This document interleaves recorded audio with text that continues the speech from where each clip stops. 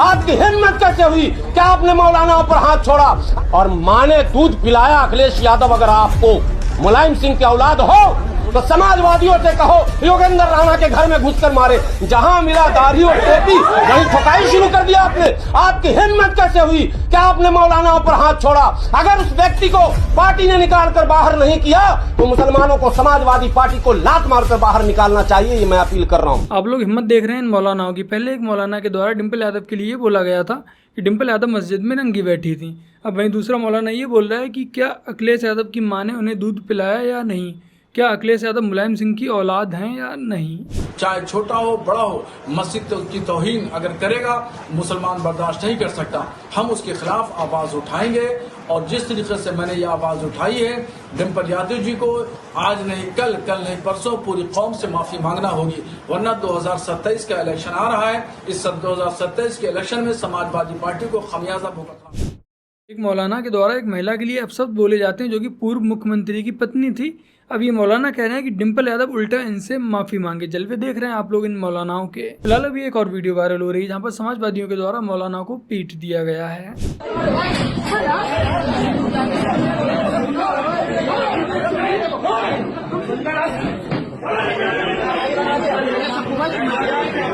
मैं इस वीडियो की पुष्टि नहीं करता हूँ कि ये वीडियो अभी हाल फिलहाल की है या पुरानी है, लेकिन अभी इस वीडियो को ये कह के वायरल किया जा रहा है कि समाजवादियों के द्वारा मौलानाओं को लगातार पीटा जा रहा है। बाकी का आइए देखते हैं कि प्रेमानंद जी महाराज की बातों को मीडिया ने कैसे राई का पहाड़ बना दिया। हाल ही में ऐसे कई मामले सामने आए हैं जहां जो कथावाचक हैं वो महिलाओं को लेकर अमर्यादित टिप्पणी कर रहे हैं।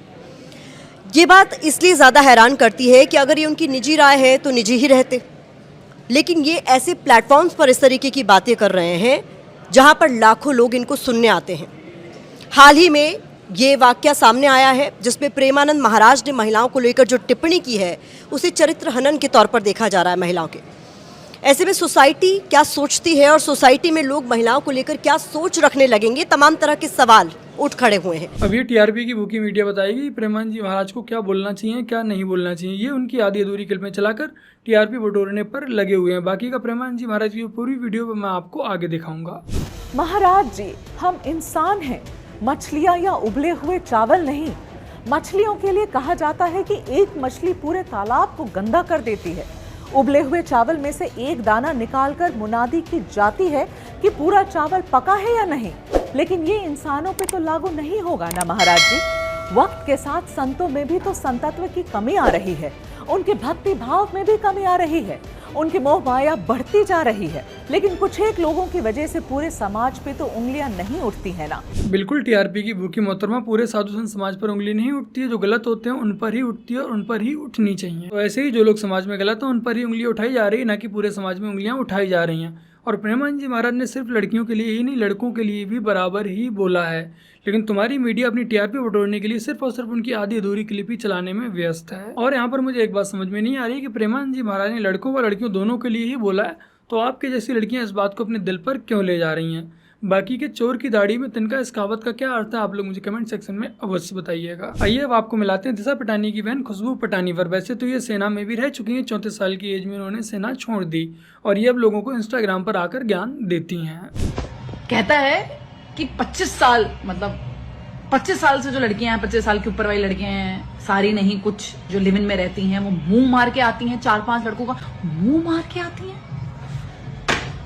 अगर ये मेरे सामने होता ना, मैं इसको समझा देती कि मुंह मारना क्या होता है। I would have make him understand clear and these are bloody anti nationalist lot.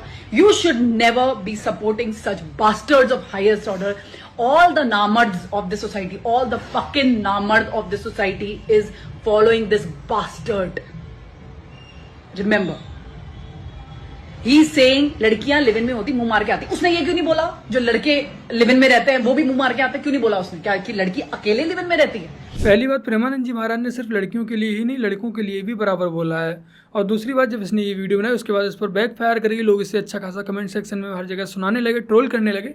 उसके बाद इसने माफ़ी मांगते हुए ये बोला कि मैंने प्रेमानंद जी महाराज के लिए नहीं, मैंने अनिरुद्धाचार्य जी के लिए बोला था। इन मोहतरमा खुशबू पटानी को ये लग रहा है कि ये समाज के मुद्दे उठा रही हैं, लड़कियों व महिलाओं के हक की बात कर रही हैं। तो खुशबू पटानी जी, मेरा आपसे यही आग्रह है, कभी एक मौलाना ने डिम्पल यादव के लिए ये बोला था कि मस्जिद में वो नंगी बैठी थी, तो कृपया अपने मुख की वाणी एक बार इस ओर भी कीजिए, इस पर भी अपना थोड़ा सा प्रकाश डालिए, आपको धरती आसमान का अंतर साफ साफ नजर आ जाएगा। और लिव इन में रहना क्या गलत है भैया? क्या गलत है?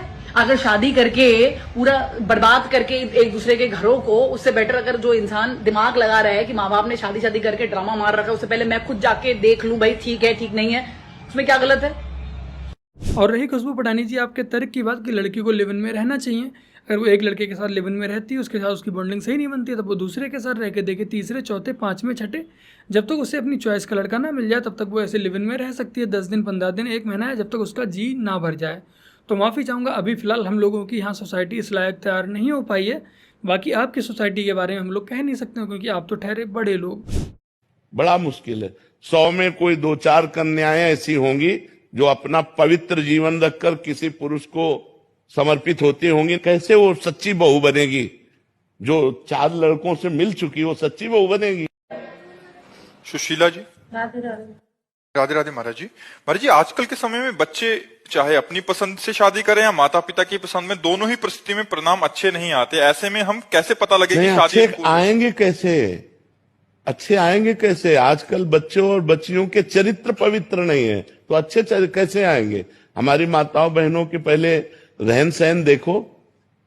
बूढ़ी, हम अपने गांव की बता रहे हैं, बूढ़ी थी पर इतने से नीचे इतना, और आज बच्चे बच्चियां कैसी पोशाकें पहने हैं, कैसे आचरण कर रहे हैं। एक लड़के से ब्रेकअप, दूसरे से व्यवहार, फिर दूसरे से ब्रेकअप, फिर तीसरे से व्यवहार, और व्यवहार व्यभिचार में परिवर्तित हो रहा है।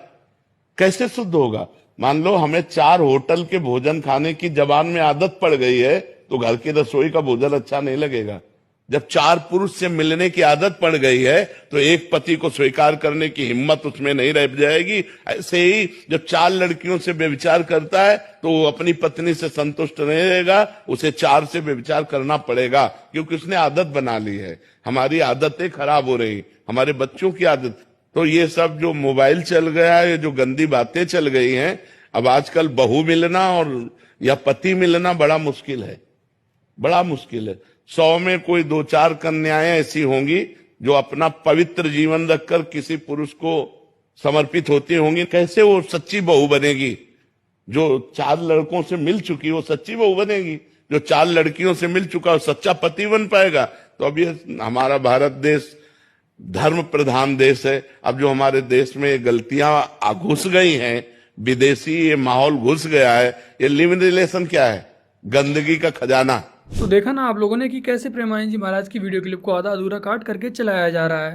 प्रेमानंद जी महाराज ने बच्चे बच्चियों, लड़का व लड़कियों दोनों के लिए ही बराबर ही बोला था, बट उनकी आधी अधूरी क्लिप काट कर चलाई जा रही है। मुझे एक बात समझ में नहीं आ रही है कि लड़कों को उतना बुरा नहीं लग रहा है, सिर्फ लड़कियों को ही बुरा लग रहा है, और उन ही लड़कियों को बुरा लग रहा है तो 4 जगह मुंह मार चुकी हैं। जो सही लड़कियां उन्हें बुरा नहीं लग रहा, आप उनके ट्वीट देख सकते हैं, वो उनके समर्थन में लिख रही हैं। बाकी का प्रेमानंद जी महाराज ने जिन लड़कियों के बारे में बोला, उन लड़कियों के बारे में जरा आप इस पुलिस ऑफिसर से भी एक बार सुन लीजिए।